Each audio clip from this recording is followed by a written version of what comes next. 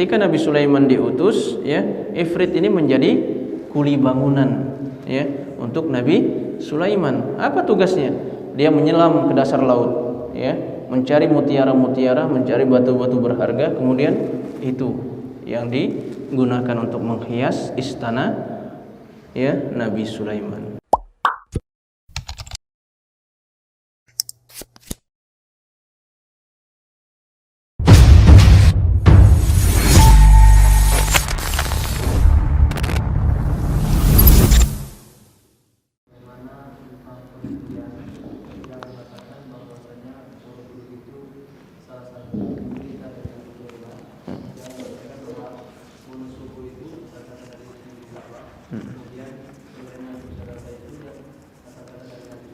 Sulaiman, ya.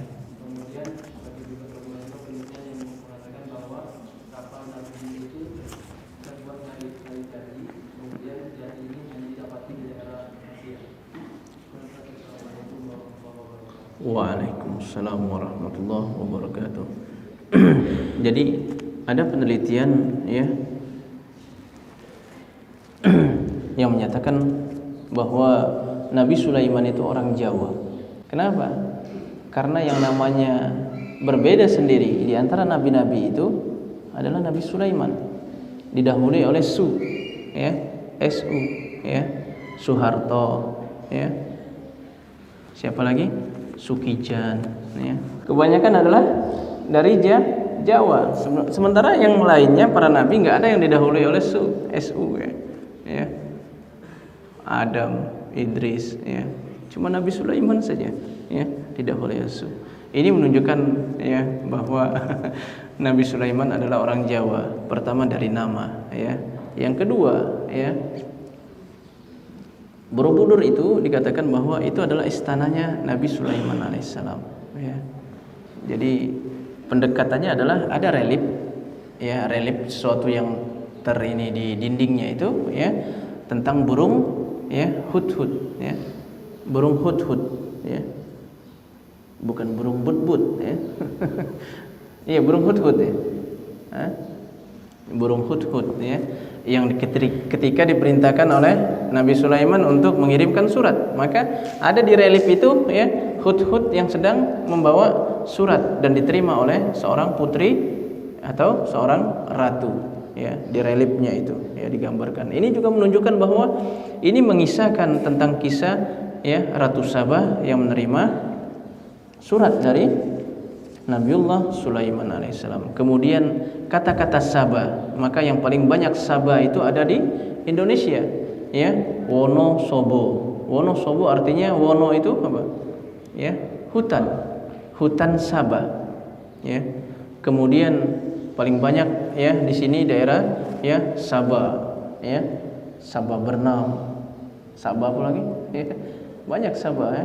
Kalau di Lampung itu ada, ya, Sabah itu banyak sekali, ya, Sabah 4, ya. Kemudian ada lagi, ya, Sabah-Sabah yang lainnya. Jadi ini menunjukkan bahwa Sabah yang dikisahkan di dalam Al-Quran itu adalah yang ada di Pulau Jawa atau di Indonesia, ya, pendekatannya seperti itu, ya. Pendekatan pertama dari nama, kemudian relief yang ada di Borobudur, kemudian dari kata-kata Sabah, ya, kata-kata Sabah tersebut, ya. Ini adalah penelitian, ya, penelitian yang Allahu a'lam, ya, yang Allahu a'lam apakah betul atau tidak. Yang jelas bahwa Nabi Sulaiman itu adalah anak keturunan Nabi Daud dan mereka hidup di Syam sana, ya, di Syam sana, ya, Nabiullah Daud alaihissalam, ya. Jadi kalau dikatakan seperti itu, maka, ya, kalaupun kekuasaan Nabiullah Sulaiman sampai ke Pulau Jawa, bisa jadi, ya, bisa jadi karena Nabi Sulaiman menguasai apa? Angin, menguasai apa? Udara, ya, udara sama angin, ya. Menguasai, ya, udara atau angin, kemudian menguasai, ya, air, menguasai bangsa jin, sampai-sampai Ifrit, ya. Jin Ifrit ini adalah jin yang paling kuat, menjadi tangan kanan iblis, ya. Ifrit ini, ya, ketika Nabi Sulaiman memerintah, ketika Nabi Sulaiman diutus, ya, Ifrit ini menjadi kuli bangunan, ya, untuk Nabi Sulaiman. Apa tugasnya? Dia menyelam ke dasar laut, ya, mencari mutiara-mutiara, mencari batu-batu berharga, kemudian itu yang digunakan untuk menghias istana, ya, Nabi Sulaiman. Di mana istananya sekarang? Allahu a'lam. Ya. Karena memang mereka hidup di Syam. Maka sekarang kita lihat bagaimana orang-orang Yahudi, ya, mereka kemudian mengklaim bahwa istana Sulaiman itu berada di bawah Masjidil Aqsa. Padahal Masjidil Aqsa jauh lebih dahulu, ya, dibangun, ya, sebelum Nabi Sulaiman diutus, ya. Mana mungkin kemudian istana itu ada di bawah Masjidil Aqsa, ya. Kalau Masjidil Aqsa-nya dibangun sebelum setelah Nabi Sulaiman, ya, bisa jadi, ya, istana itu kemudian diletakkan di dasar. Tetapi ini tidak, ya, itu hanya klaim saja, ya. Ini yang lebih kita yakini, ya. Sedangkan pendekatan geografi juga, ya, kurang tepat, ya. Kemudian bahasa juga, ya, kemudian dari tempat di mana diturunkannya, ya, Nabi Daud alaihissalam, ya. Kemudian kisah tentang Nabi Daud yang berperang melawan siapa? Jalut, ya, ya. Jalut atau Tolut, ya, melawan Jalut, ya. Itu semua berada di Syam, ya. Jadi ini yang lebih utama untuk kita yakini. Adapun ini hanya sekedar suatu penelitian yang mungkin, ya, ingin mendekatkan atau euforia bahwa ternyata ada nabi juga di Pulau Jawa, yaitu Nabi Sulaiman. Hanya itu saja. Tetapi tentang kebenarannya maka kita lebih, ya, memegang atau lebih membenarkan bahwa Nabiullah Sulaiman alaihissalam, ya, bukan berada di Pulau Jawa, tapi di Syam sana. Adapun kekuasaannya bisa jadi sampai ke Pulau Jawa, ya. Baik. Kemudian yang kedua tadi kapal Nabi Nuh, ya, katanya kayunya adalah kayu jati, ya. Dan kayu jati itu ternyata hanya ada di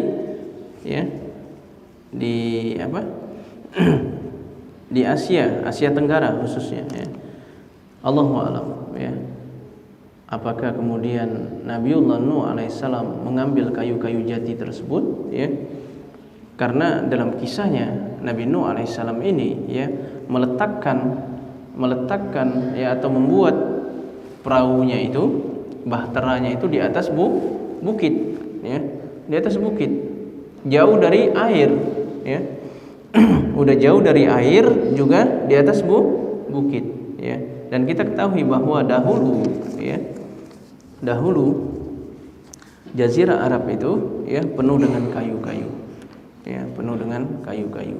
Adapun kayu yang digunakan Allahu a'lam, ya, apakah itu jenisnya kayu jati atau kayu-kayu yang lainnya, ya, tidak penting bagi kita. Yang penting adalah kita mengimani bahwa Allah Subhanahu wa taala sudah mengutus Nabi Nuh, kemudian, ya, mengazab kaumnya yang tidak beriman kepadanya dengan cara ditenggelamkan. Baik, kita lanjutkan.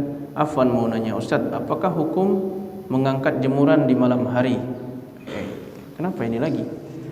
Bentar, ya. Baik.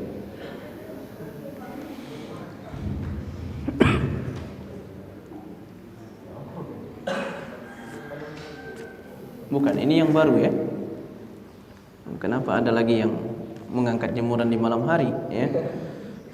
Ustadz, kenapa doa saya belum dikabulkan oleh Allah? Apakah hal ini terjadi karena dosa? Baik, yang pertama, Ustadz, apa hukum mengangkat jemuran di malam hari? Ya, hukumnya adalah boleh, ya. Bahkan dia bisa menjadi wajib. Kapan dia menjadi wajib? Ya, kalau banyak pencuri, ya. Banyak pencuri. Kalau di malam hari banyak pencuri, maka dia menjadi wajib diangkat di malam hari itu, ya. Tetapi yang diangkat adalah jemuran kita sendiri, jangan jemuran orang lain, ya. Jadi hukumnya adalah boleh, ya. mau malam hari, siang hari, sore hari, ya boleh, tidak ada yang melarangnya karena itu masuk dalam muamalah.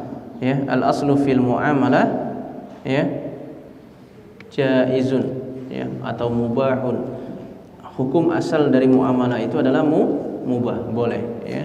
Dan ini masuk ke dalam muamalah, bukan masuk ke dalam pada ibadah atau akidah ya.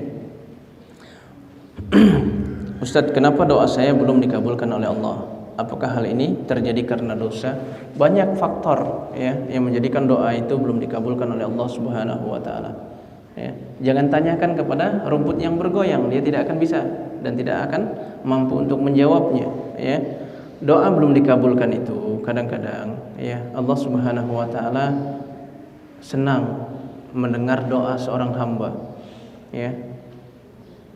Dia senang dan dia akan dikabulkan tepat pada waktunya nanti ya. Tepat pada waktunya. Tetapi dia masih, Allah Subhanahu wa taala masih suka untuk mendengarkan seseorang itu ya memohon kepadanya, merintih ya. Ya Allah ya. Kenapa sudah setua ini jodoh saya belum sampai juga ya Allah, katanya kan. Merintih seperti itu. Atau kenapa saya sudah menghafal berkali-kali kok enggak hafal-hafal. Atau cita-citanya misalnya belum dikabulkan oleh Allah Subhanahu wa taala ya. Maka kita harus berhusnuzon ya. Harus berhusnuzon. Nanti kalau langsung dikabulkan langsung tidak berdoa lagi. Ya. Enggak mau berdoa lagi kalau langsung dikabulkan. Sekali berdoa langsung dikabulkan, enggak mau lagi dia berdoa. Itu yang pertama. Yang kedua, kadang-kadang menimbulkan rasa sombong. Nih, aku nih. Ya, setiap berdoa langsung dikabulkan. Ya, setiap meminta langsung diwujudkan oleh Allah. Maka kadang-kadang menimbulkan kesombongan. Maka Allah Subhanahu wa taala Maha tahu, ya.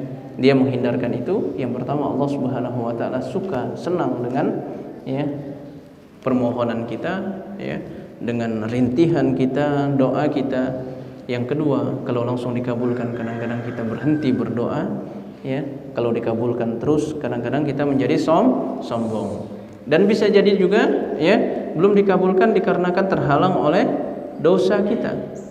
Ya, terhalang oleh dosa kita. Bagaimana orang yang berdoa kepada Allah Subhanahu wa taala ya, sementara ya pakaiannya adalah dari sesuatu yang haram, makanannya dari sesuatu yang haram, minumannya juga dari sesuatu yang haram, atau dia masih melakukan dosa-dosa yang disembunyikan ya.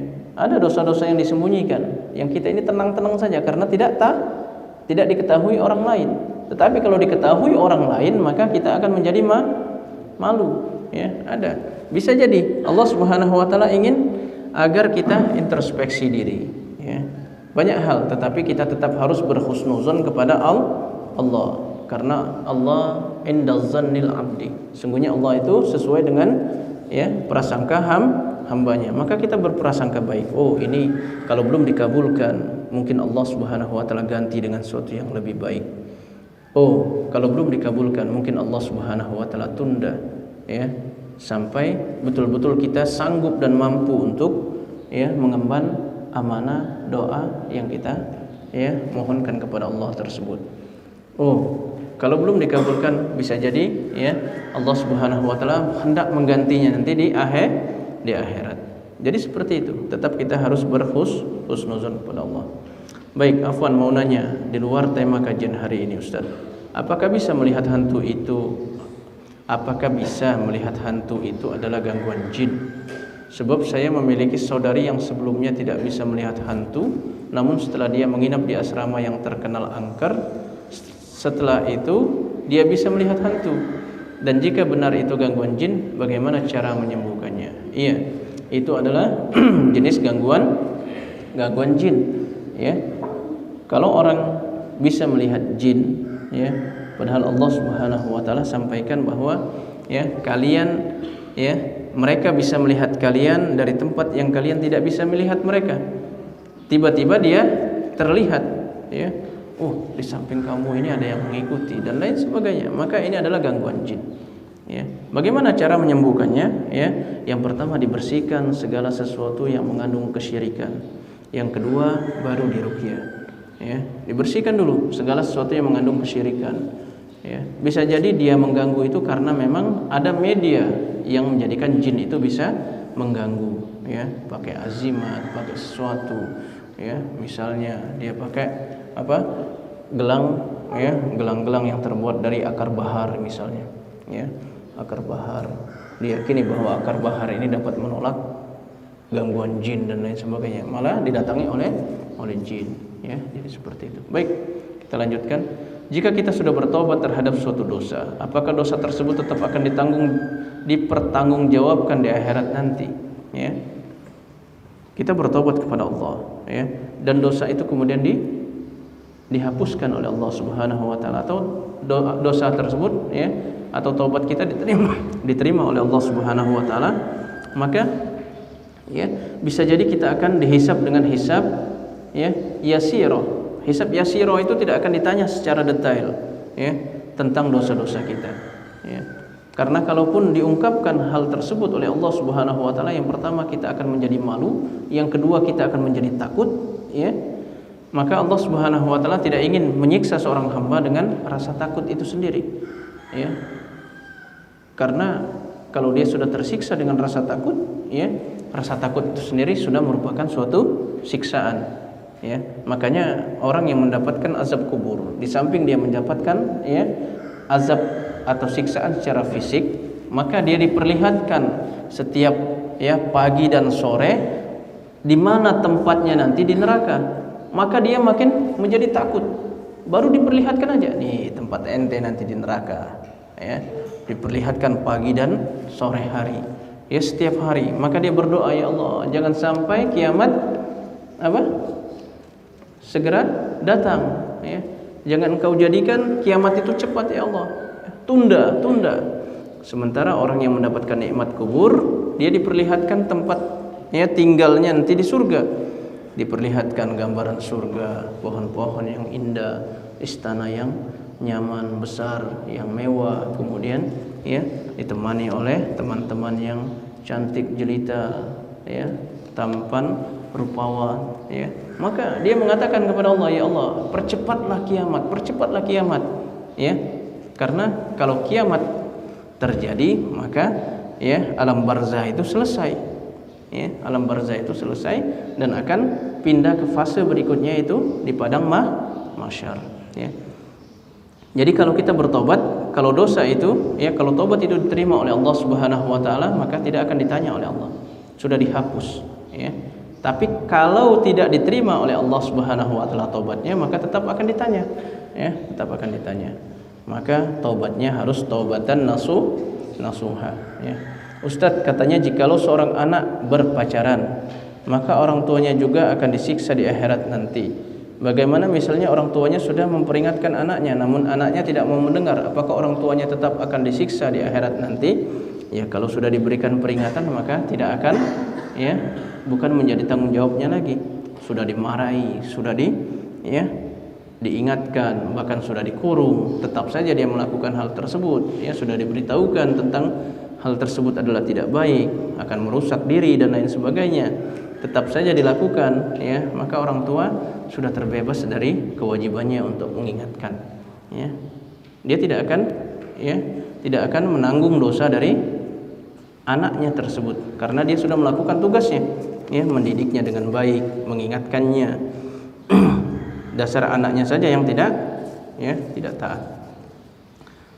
Baik, bismillah. Semoga Allah selalu memberikan kesehatan kepada Ustadz dan seluruh yang hadir di sini. Amin ya rabbal alamin. Semoga rahmat dan hidayah Allah selalu Allah berikan kepada kita, ya. Semoga Allah luruskan lagi niat-niat kita di hati. Afwan, Ustadz izin bertanya, ya, seputar materi kemarin. Masih banyak didapati beberapa dari kita tidak menyempurnakan wudu, seperti, ya, tidak mengenai siku dan tumit, ya. Bahkan ada yang didapati melakukan wudu lebih dari 3 kali pada masing-masing bagian wudu, karena wudu merupakan rukunnya, ya, syarat, ya, bukan rukun, syaratnya salat. Mohon diberikan penjelasan. Baik, syarat ini kalau tidak sempurna maka tidak sah, ya, tidak sah ibadah yang masyrut, yang disyaratkan tersebut, ya. Jadi kalau syaratnya tidak sempurna, ya, contohnya wudunya sikunya tidak basah, ya, kemudian atau ujung tumitnya tidak basah, maka tidak sah, ya. tidak sah wudunya, maka tidak sah pula amalan-amalan yang mempunyai syarat dengan wudu, ya, tidak sah. Tidak sah salatnya, tidak sah tawafnya, tidak sah ya amalan-amalan yang menjadikan wudu itu sebagai syarat. Maka dari itu ya harus disempurnakan, ya. Jangan sampai perbuatan yang sebentar ini kemudian menjadikan amal-amalan kita tidak diterima oleh Allah, ya. Ini kan sebentar. Kalau lebih dari 3 kali, ini adalah sesuatu yang boleh, ya. Boleh, tetapi masuk ke dalam hal yang berlebih-lebihan, ya. Dia tidak mendapatkan pahala sunnah. Kenapa? Karena lebih tiga kali, ya. Lebih atau kurang sama-sama tidak mendapatkan pahala sunnah, ya. Wudunya sah, tetapi dia tidak mendapatkan pahala sunnah. Jadi yang pertama adalah ya anggota yang harus dibasuh, diratakan air. Kemudian tangan, ya, tangan ini ya di sela-sela, kemudian sampaikan ke siku, ya. Ke siku ini bukan pas pula sikunya, tetapi lebihkan, ya, dilebihkan, ya. Akala Ahmad samakan, ya, hatta ra'sihi. Nah, hatta ra'sihi ini ada 2 pengertian, ya. Ada 2 pengertian. Hatta ra'sihi artinya kepalanya tidak dimakan, ya. Ahmad memakan ikan sampai ke kepalanya, ya. Artinya yang dimakan ini adalah bagian badan ke bawah, kepalanya tidak dimakan. Itu pengertian pertama. Pengertian kedua, Ahmad memakan ikan ini sampai kepalanya juga dimakan. Maka ya bagi kita semua ya lebihkan dari apa? Ya, dari siku ini, ya. Dilebihkan, ya. Kemudian ditumit terkhusus, ya, yang sering kali tidak basah di ujung tumit, di bawah tumit, ya, sering kali tidak basah, ya. Maka diperhatikan setelah wudu, ya. Tetapi jangan menjadi was-was, ya. Jangan menjadi was-was, jangan-jangan tidak, ya, tidak dibasahi, ya. Tetapi kita lebih berhati-hati agar ibadah kita diterima oleh Allah Subhanahu wa taala, ya. Jadi wudu itu merupakan syarat. Kalau tidak terpenuhi maka ya tidak sah, ya, salatnya tidak sah, tawafnya. Baik, apa hukumnya akhwat salat Jumat apabila sunnah? Apakah masih harus melakukan salat zuhur atau tidak? Dan mohon penjelasan tentang tata cara serta larangan pada saat mendengar khutbah, ya. Baik. Hukum wanita salat Jumat adalah boleh. Apabila dia lakukan maka dia mendapatkan pahala Jumat. Apabila dia tidak lakukan maka dia tidak berdosa, ya. Dia bukan sunnah tetapi mubahun, ya. Hukum salat Jumat bagi wanita, ya. Tetapi di pesantren ini maka ya diharuskan, ya, agar mendapatkan pahala berjamaah, dan tidak ada yang dilakukan, ya, kegiatan-kegiatan, ya, di pesantren ini. Maka yang akhwat juga ya diikutkan salat Jumat. Hukum asalnya adalah mubah. Yang wajib itu adalah laki-laki, ya. Hukum asalnya adalah mubah, ya. Kemudian ya apabila dia sudah melakukan salat Jumat maka tidak ada tuntutan, ya, tidak ada tuntutan dan tidak ada tuntunan dia harus melakukan salat zuhur, karena salat Jumat itu adalah pengganti salat zuhur, ya. Salat Jumat itu pengganti salat zuhur, ya. Maka ketika yang akhwat itu melakukan salat Jumat, ya, rukun-rukun Jumat itu juga harus dia lakukan, ya. Maka apa yang dikatakan oleh Bilal, ya, bahwa ya sebelum azan itu, ya, kalau azan 2 kali itu selalu disampaikan hadis Rasulullah sallallahu alaihi wasallam, ya, tentang orang yang berbicara, ya, faqad lagha faman lagha fala jum'atalah, sampai dengan mengingatkan, jangan ribut, ya. Diam, Bang. Nah, ya, hal tersebut termasuk dari berbisik-bisik, berbicara, dan masuk dalam kata-kata lagha, melakukan perbuatan yang sia-sia. Maka ya itu pun masuk kepada hukum ahwat tersebut. Ya, begitu juga kalau dia datang setelah khatib naik mimbar, maka absen para malaikat ini sudah ditutup. Ya. Karena kita ini sering datang, ya, khatib sudah di atas mimbar. Assalamualaikum warahmatullahi wabarakatuh. Baru kemudian ya masuk 1, 2, 3, 4. Ya. Bukan menunggu sebelum khatib naik mimbar, ya. Karena salah satu kerugian seseorang yang melakukan sholat Jumat apabila dia datang setelah khatib naik di atas mimbar adalah dia tidak mendapatkan, ya, catatan absen dari para malaikat. Catatan absen ini apa? Bahwa malaikat ini mendoakan, ya, malaikat ini membacakan tahlil, tahmid, ya, kemudian istighfar, yang semua itu diperuntukkan untuk orang-orang yang sholat Jumat. Tetapi orang-orang yang tidak ada di absennya, maka tidak mendapatkan keutamaan doa dari para malaikat tersebut. Ya, tidak mendapatkan hal tersebut. Maka datanglah sebelum khatib naik mimbar. Ya, kita tahu bahwa sekarang Jumat itu, ya, jam 11:53. Jangan datang jam, ya, 11:55. Kenapa? Karena bisa jadi khatib sudah di atas mimbar. Ya, untung azan kita 2 kali. Azan 2 kali pun masih banyak yang terlambat. Maka yang akhwat, kalau dia melakukan sholat Jumat, dia mendapatkan beberapa keutamaan, ya, dan keutamaan seperti keutamaan para laki-laki yang melakukan sholat Jumat. Di antaranya apa? Ya, wal jum'ah ilal jum'ah, kata Rasulullah. Antara Jumat dengan Jumat berikutnya, yaitu orang-orang yang menunaikan sholat Jumat, ya, mukaffarat, menjadi penghapus dosa-dosa, ya, di antara kedua Jumat tersebut bagi orang-orang yang melakukannya, kecuali dosa-dosa besar, ya, dosa misalnya leo, ya, sambil kerja sambil ini ngelirik kiri kanan dan lain sebagainya, dihapuskan oleh Allah dengan sholat Jumat, ya, yang dilakukan tersebut, ya. Dosa-dosa kecil yang lainnya dihapuskan oleh Allah Subhanahu wa taala, ya. Adapun dosa-dosa besar, syirik dan lain sebagainya, maka harus bertobat dengan taubatan nasuha. Jadi dia mendapatkan keutamaan sebagaimana laki-laki mendapatkan keutamaan. Di antara keutamaannya adalah diampunkan, ya, dosa-dosanya antara 2 Jumat tersebut, ya. Bahkan kata Rasulullah SAW ditambah 3 hari.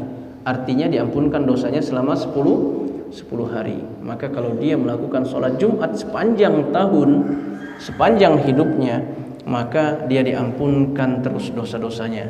Jadi dosa-dosa itu ada pengampunan, ya, tahunan. Pengampunan tahunan itu kapan? Ya, Ramadan, war Ramadan ila Ramadan. Ya. Yang kedua adalah ampunan apa?